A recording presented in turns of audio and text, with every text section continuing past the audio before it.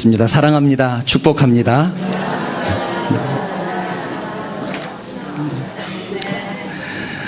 오늘 주일 예배에 참석하신 사랑하는 성도님들 주님으로 환영하며 축복합니다. 주님의 평강이 성도님을 위해 충만하게 임하시기를 축원합니다. 이 자리에 참석한 사랑하는 우리 중고등부 우리 학생들 주의 이름으로 사랑하며 환영합니다. 우리 아동부 친구들도 인사해 볼까요? 주님의 평강이 우리 아동부 친구들 위해 충만하게 임하시기를 축복합니다. 축복합니다. 예, 아까 우리 이성준 집사님께서 말씀하셨습니다. 오늘 찬양 예배의 주제는 관계입니다. 관계. 말씀을 들어가기 전에 옛날에 한번 소개한 적이 있었는데 이청준 소설가 작가가 쓴 벌레 이야기라는 소설이 있습니다. 이 소설은 서울에서 실제로 있었던 살인사건, 유괴 살인사건. 유괴가 뭔 줄 알아요? 유괴 살인사건을 뉴스를 보고 너무 충격적인 장면이라서 이청준 소설가가 소설을 썼습니다. 벌레 이야기라는 소설인데 이 소설은 나중에 밀양이라는 영화로 만들어져서 우리나라에서 개봉한 적이 있습니다. 이청준 작가는 범인이 잡혔을 때 뉴스에서 범인이 하는 소리를 들었습니다. 무슨 얘기를 했기에 그가 그렇게 충격을 받고 이 소설을 쓰게 됐을까요? 거기에 소설에 나와 있는 말을 그대로 옮겨보자면 범인이 이렇게 얘기를 했습니다. 어린아이를 살해하고 잡혀가면서 한 얘기입니다. 나는 하나님의 품에 안겨 평화스러운 마음으로 떠나가며 그 하나님의 자비가 희생자와 가족들에게도 베풀어지기를 빌겠습니다. 이렇게 말을 했습니다. 사람을 죽여놓고 이제 자기는 하나님의 품에 안겨 평화로운 마음으로 떠나가니 희생자 가족들도 평안했으면 좋겠다라는 말입니다. 얼핏 보면 축복의 말씀처럼 들립니다. 그런데 그 축복의 말씀도 누가 하느냐에 따라 달라지겠죠. 어떻게 생각하십니까? 우리 아동부 친구들 어때요? 범인이 그렇게 말을 했어요. 어떤 생각이 들죠? 아무 생각 없죠, 아직. 예.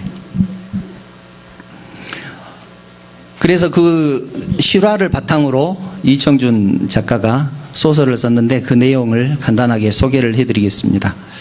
이런 얘기입니다. 서울에서 약국을 운영하는 한 부부가 있었는데 그 부부에게는 어린아이가 있었습니다. 초등학교 5학년짜리 아이가 있었는데 5학년!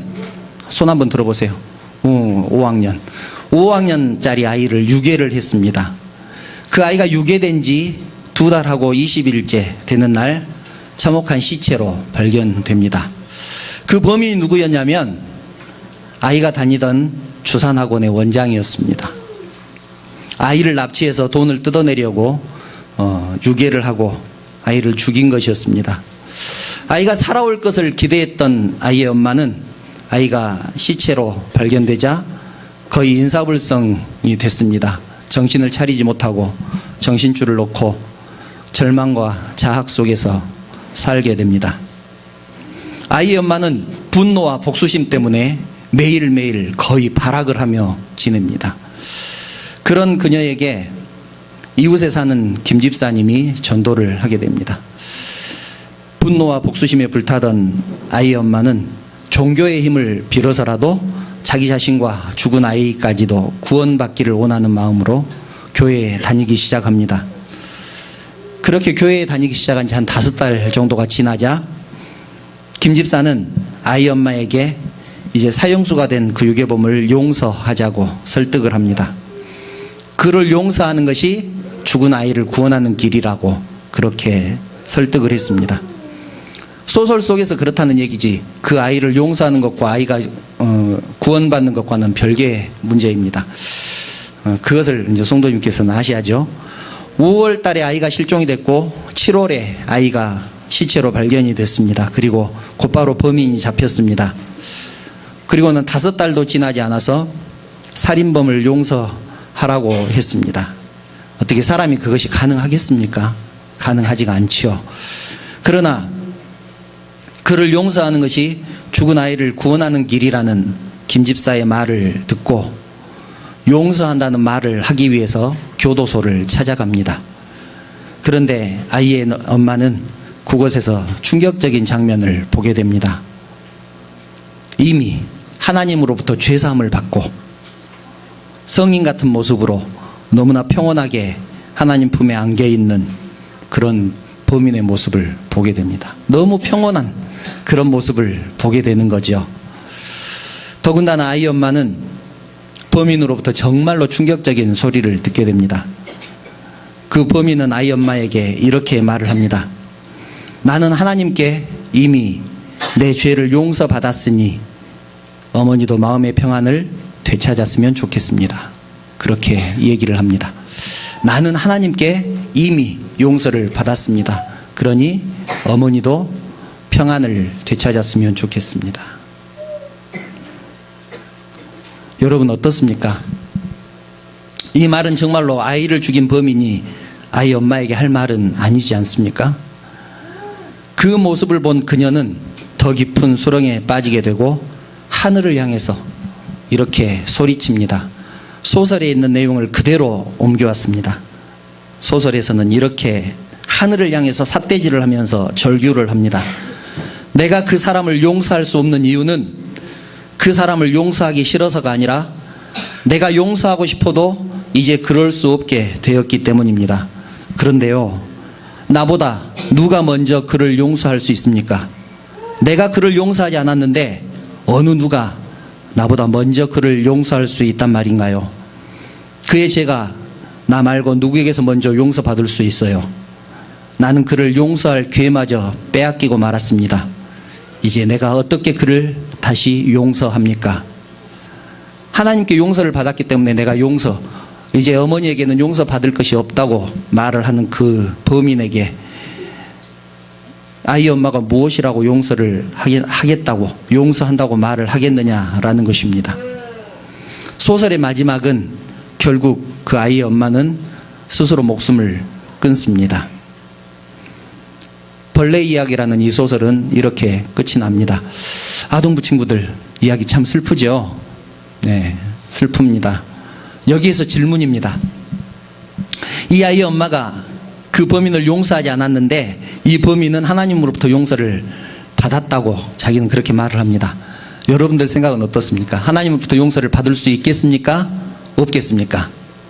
자, 1번 하나님께 용서를 받을 수 있다. 2번은 하나님께 용서를 받을 수 없다. 손을 들라고 하면 아무도 안 들 거니까 마음속으로 정하고 들으시기 바랍니다. 오늘 말씀을 통해서 그 해답을 얻을 수 있을 것입니다. 우리는 흔히 상처받고 교회에 나오지 않는 사람에게 찾아가서 이렇게 얘기를 합니다. 교회에 사람 보고 다닙니까? 누구 보고 다닌다고요? 하나님 보고 다니지. 그렇게 얘기를 합니다. 교회를 사람 보고 다닙니까? 하나님 보고 다니지. 이 말은 맞습니까? 틀립니까? 당연히 교회는 하나님 보고 다닙니다. 그런데 우리가 알아야 할 것이 무엇이냐면 사람은 하나님으로부터 상처를 받지 않는다는 것입니다. 하나님으로부터 상처를 받지 않습니다. 여러분 주위에 교회 다니면서 하나님에게 상처받은 사람 본 적 있습니까? 아마도 없을 것입니다. 교회에서 상처받는 것은 사람 때문입니다. 사람 때문입니다. 사람 때문에 교회를 떠나기도 하고 교회에 등한히 하기도 합니다. 그럼에도 불구하고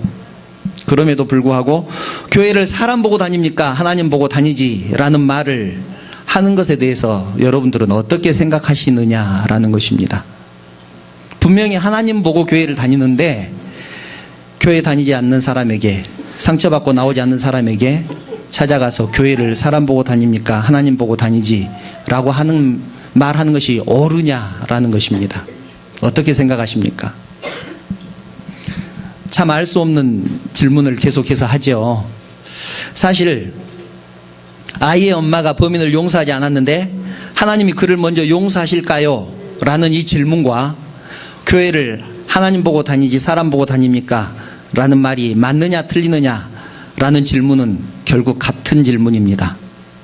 왜 같은 질문인지 한번 생각해 보기를 원합니다. 오늘은 관계라는 주제로 함께 말씀을 나누고 있습니다. 관계는 크게 두 가지로 구분을 할 수 있습니다. 첫째는 하나님과 우리들과의 관계입니다. 하나님과 나와의 관계입니다. 둘째는 우리 성도들 사이의 관계입니다. 나와 김 집사님과의 관계, 나와 김 장로님과의 관계, 이것을 관계라고 합니다. 그런데 성도들의 삶을 살펴보면 하나님과 나와의 관계는 비교적 잘 되어 있습니다.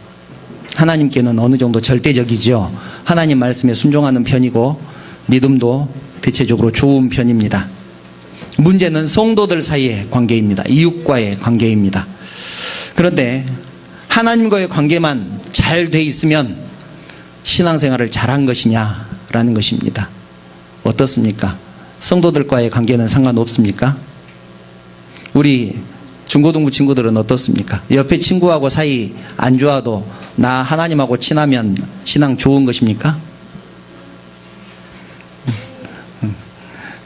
우리 아동부 친구들은 어때요? 아동부 친구들, 현민이 고개 끄덕끄덕 하는데 왜 끄덕끄덕 하죠? 하나님과의 관계만 좋으면 되죠.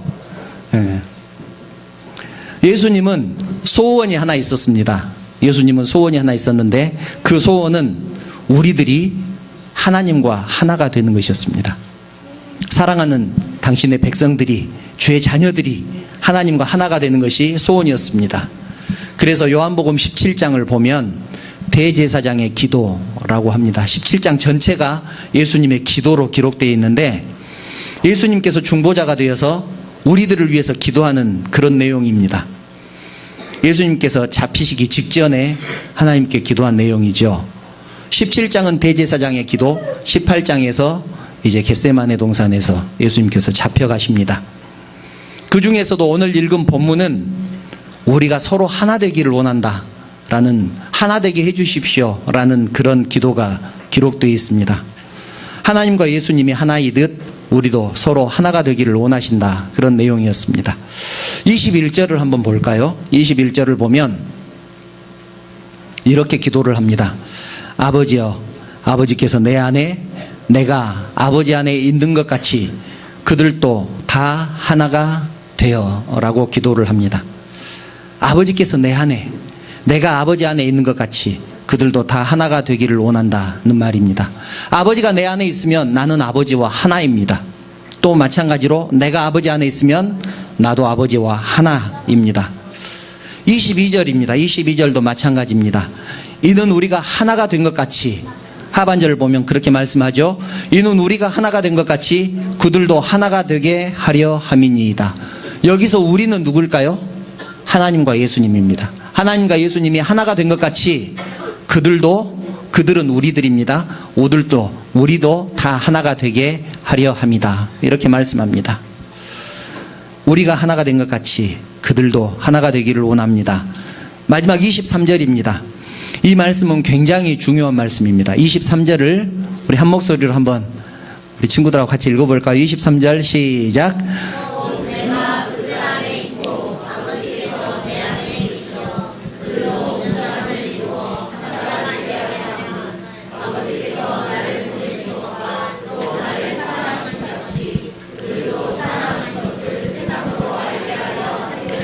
아멘. 내가 그들 안에 있고 아버지께서 내 안에 계시어 그들로 온전함을 이루어 하나가 되게 하려 함은이라고 말합니다. 이 말씀 속에는 세 가지의 중요한 내용이 들어있습니다. 첫째는 내가 그들 안에 있다라고 말합니다. 예수님이 우리 안에 있다는 얘기입니다. 그 말은 예수님과 우리가 하나라는 얘기입니다. 두 번째는 아버지가 내 안에 계신다라고 말합니다. 그러면 하나님과 예수님이 하나라는 말이죠. 세 번째는 그들로 온전함을 이루어 라고 말씀합니다. 그렇게 서로 하나가 되었을 때 우리는 온전한 신앙인이 될 수 있다라는 뜻입니다. 하나가 되었을 때 하나님과 예수님이 하나가 되고 예수님과 우리가 하나가 되어서 같이 하나님과 예수님과 우리가 하나가 되었을 때 비로소 온전해진다라는 말씀입니다. 참 어렵지요. 어려우면서 또 참 쉽습니다. 그런데 예수님께서 그렇게 되기를 위해서 기도를 하셨습니다. 잡히시기 바로 직전에 그렇게 기도를 하셨습니다. 얼마나 놀라운 기도입니까? 그런데 우리가 기억해야 될 것이 이것입니다. 예수님께서 우리를 하나 되게 하기 위해서 예수님께서 하신 일이 무엇일까요? 하신 일이 무엇일까요? 우리를 위해서 십자가를 지셨습니다. 십자가를 지신 것과 우리가 하나 된 것이 무슨 상관이 있을까요? 성경 한번 찾아보겠습니다. 에베소서 2장 13절부터 15절입니다. 우리 아동부 친구들이 있어서 자꾸 아동부들한테 말하는 것처럼 말을 합니다. 성경 한번 찾아볼게요. 그렇게 말합니다. 에베소서 2장 13절부터 15절 말씀입니다.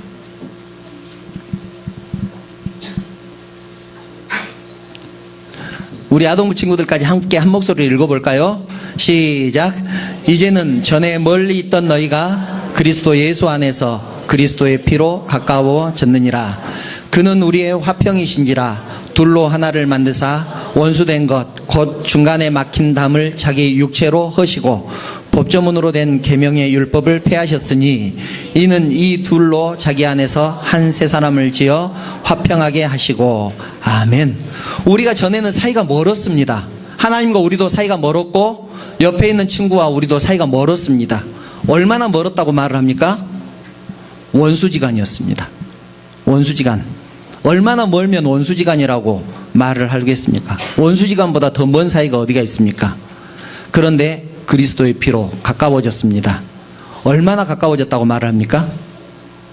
하나가 되었다. 하나가 되었다고 말씀합니다. 그리스도의 피로 하나가 되었다. 하나가 되는 것보다 더 가까워질 수는 없죠. 그렇게 가까워졌습니다. 우리와 하나님 사이에 담이 막혀 있었는데 예수님께서 그 담을 허셨습니다. 하나님과 우리가 원수지간이었는데 이제는 예수님의 피로 가까워졌습니다. 하나가 되었습니다. 그것을 위해서 예수님이 십자가를 지신 것입니다. 그렇다면 우리 성도들의 하나 되는 원리는 아주 간단합니다.